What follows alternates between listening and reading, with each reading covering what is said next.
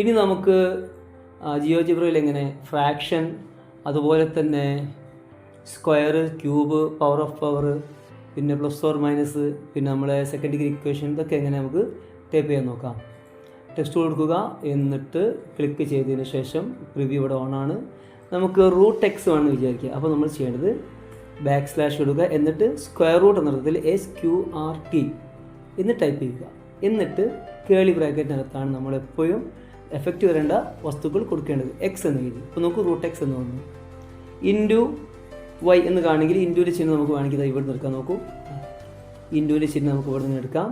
ഈ alpha beta ചിഹ്നത്തിൻ്റെ ഭാഗം click ചെയ്താൽ ഇൻറ്റു കിട്ടും. എന്നിട്ട് വൈ എന്ന് കൊടുക്കാം. ഇപ്പോൾ പ്രിവ്യൂ നോക്കൂ, എക്സ് ഇൻറ്റു വൈ എന്ന്. ഓക്കെ, നമുക്കതിൻ്റെ ഫോണ്ടൊക്കെ മാറ്റി നോക്കാം. അപ്പോൾ സാധാരണ എക്സ് ഇൻറ്റു വേറെ തന്നെ കാണുന്നുണ്ട്, എക്സ് വേറെ സ്റ്റൈലായി, വൈ വേറെ സ്റ്റൈലായി. അപ്പോൾ മാത്സ് ഒക്കെ ചെയ്യുന്ന സമയത്ത് നമ്മൾ സൺഷെരീഫിന് പകരം ഷെരീഫ് പഠിക്കാൻ എനിക്ക് നന്നാവാം. എന്തായാലും നമ്മളിഷ്ടമാണ്.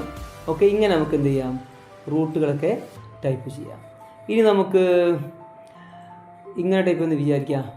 പവർ ഓഫ് പവർ, ഉദാഹരണത്തിന് എക്സ് സ്ക്വയറാണ് നമുക്കറിയാം. എക്സ് ടൈപ്പ് ചെയ്യുന്നു, എന്നിട്ട് നമ്മൾ ഈ ഒരു ഷിഫ്റ്റ് നെക്കി പിടിച്ച് നമ്പർ 6 കീപാഡിൽ 6 ക്ലിക്ക് ചെയ്യുമ്പോൾ ഇങ്ങനെ ഒരു മുകളിലേക്കുള്ള ആരോ വരും. അത് നമ്മൾ അതിൻ്റെ തൊട്ടടുത്ത് നമുക്ക് 2 എന്ന് എഴുതുക, എക്സ് സ്ക്വയർ എന്ന് താഴെ കാണാം. 2 മാറ്റി 3 എഴുതുക, എക്സ് ക്യൂബ് എന്ന് കാണാം.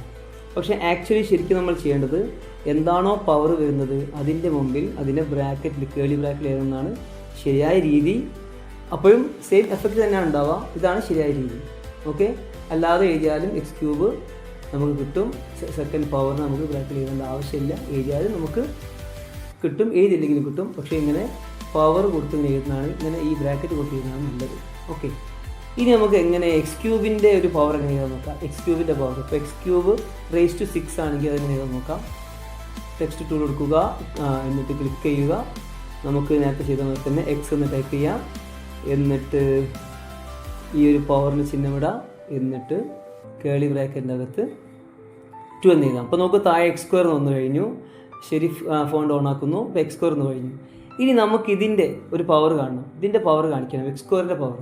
അപ്പോൾ നമുക്ക് വേണമെങ്കിൽ ഇങ്ങനെ ചെയ്യാൻ നോക്കൂ. ഇവിടെ ഒരു ബ്രാക്കറ്റ് ഇട്ട് കൊടുക്കാം. ഇപ്പോൾ നോക്കൂ, ഇപ്പോൾ എക്സ് സ്ക്വയർ മൊത്തത്തിൽ ബ്രാക്കറ്റായി. ഇനി ഇതിൻ്റെ പവർ കാണിച്ചാൽ മതി. ഷിഫ്റ്റ് നിൽക്കി കീപാഡിൽ 6 അമർത്തി കഴിഞ്ഞാൽ വീണ്ടും പവർ കാണിക്കുന്ന ആ ഒരു ചിഹ്നം വരും. അവിടെ നമുക്കൊരു 5 കൊടുക്കാം. അപ്പോൾ നോക്കൂ, x square whole raise to 5. ശരിക്കും ഈ 5നും ആക്ച്വലി ഇങ്ങനെ കേളി ബ്രാക്കറ്റ് കൊടുക്കണം എന്നാണ് നിയമം. പക്ഷേ കൊടുത്തില്ലെങ്കിൽ നമുക്ക് ഉത്തരം കിട്ടും. പക്ഷേ ഇതാണ് ഇതിൻ്റെ സേഫ്, ഇതാണ് യഥാർത്ഥ ഫോർമാറ്റ് കേട്ടോ. ഇങ്ങനെ ചെയ്താൽ മതി. ഓക്കെ, പിന്നെ അടുത്തതായിട്ടിപ്പം nth റൂട്ട് എക്സ് കാണും വിചാരിക്കുക. അപ്പോൾ ക്യൂബ് റൂട്ട് എക്സ് ഉണ്ടാവും, അതുപോലെ nth റൂട്ട് എക്സ് കാണും. ഉദാഹരണത്തിന് ഈ ടൈപ്പ് ചെയ്തുമ്പോൾ നമുക്ക് മനസ്സിലാവും.